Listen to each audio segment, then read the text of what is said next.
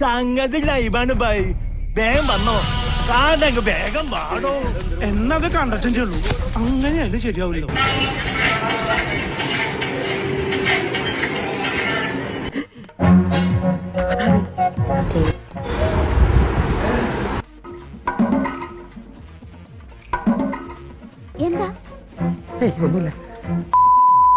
അപ്പൊ ഇന്നത്തെ നമ്മുടെ വീഡിയോ എന്ന് പറയുന്നത് ഇൻസ്റ്റാഗ്രാമിലെ സബ്സ്ക്രിപ്ഷൻ ഉണ്ട്, അത്യാവശ്യം ശരീരം എക്സ്പോസഡ് ആക്കിക്കൊണ്ട് ഹൻസിക്ക് ചെയ്തൊരു വീഡിയോ. അത് ആരോ എടുത്ത് തൂക്കി വെളിയിലിട്ട് കാണാനുള്ളതൊക്കെ നാട്ടുകാർ കണ്ടു.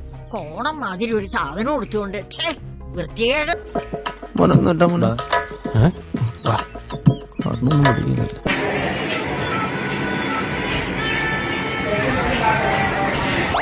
അയ്യോ, എന്റെ കാഴ്ച പോയി. ദൈവമേ, ഇവിടെ നിന്ന് നാശമാക്കും.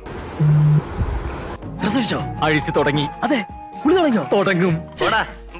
ഫസ്റ്റ് ഡേ ഫുൾ കാണാൻ നോക്കൂല. കണ്ട് സത്യം സത്യം. I'm sweating guys, I'm sweating. എന്താടാ നിന്ന് വിളിക്കണത്? ഇവിടെ ആരെങ്കിലും തുണി വെച്ചിട്ട് തുള്ളുണ്ടോ? ഇതിനൊരു നാണല്ലേ. അവളല്ലേലും പണ്ടേ ഒരു ഇളക്കക്കാരിയാ. ഇത്രയും നേരമുള്ള സന്തോഷം മുഴുവൻ എയറിലായി. എന്താ നമ്മുടെ ഏറ്റവും വലിയ ലഗേജ് വന്നില്ല. പാട് ഒരു പെട്ടിയും ചട്ടിയും കൊണ്ടാണ് വന്നത്. എന്റെ അണ്ടർ ഗാർമെന്റ്സ് പോലും അതിനകത്താ. കൊടുങ്കാറ്റിൽ ആന മാറിപ്പോയപ്പോഴും അവന്റെ അമ്മായപ്പന്റെ കോണവും മാറിയ കഥ. അതപ്പോ 3 വർഷം മുന്നാടി നമ്മുടെ വ്ളോഗിലുണ്ടായിരുന്നു. ഇതൊക്കെ ഞങ്ങളോട് പറഞ്ഞു എന്തിനാക്കും? കാരണം നമുക്ക് ഭയങ്കര കംഫർട്ടബിൾ ആക്കി തന്നു.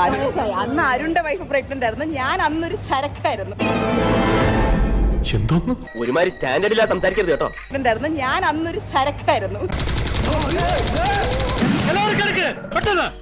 ഞാൻ അന്നൊരു ചരക്കായിരുന്നു.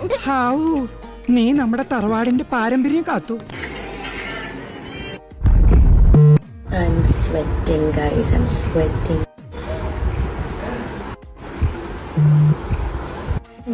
അവര് ഡ്രസ് അഴിച്ചു, പക്ഷെ പിന്നെ ഇട്ടു. ഡ്രസ് ഇട്ടുണ്ട് കുളിക്കാൻ പോടാ. ഇതെന്താ കുട്ടികൾ ഇങ്ങനെ ഒരു സംസ്കാരം ഇല്ലാതെ?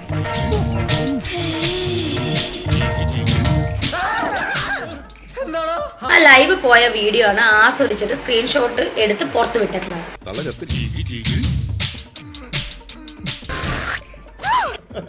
ആള് സ്റ്റാറായിട്ടാ ഈ ഒറ്റ സംഭവത്തോടുകൂടെ. എനിക്ക് മതിയായി. എനിക്ക് ദേഷ്യം വന്നു കഴിഞ്ഞാൽ പിന്നെ ഞാനെന്താ ചെയ്യാന്ന് നിങ്ങൾക്ക് ആർക്കും അറിയില്ല. എന്നാ പിന്നെ ഒരു കാര്യം ചെയ്യാം, പോയിട്ട് രാവിലെ വരാം. ഇതിലെ അതിന്റെ ദപ്പുറത്ത് എല്ലാ വീടുകളും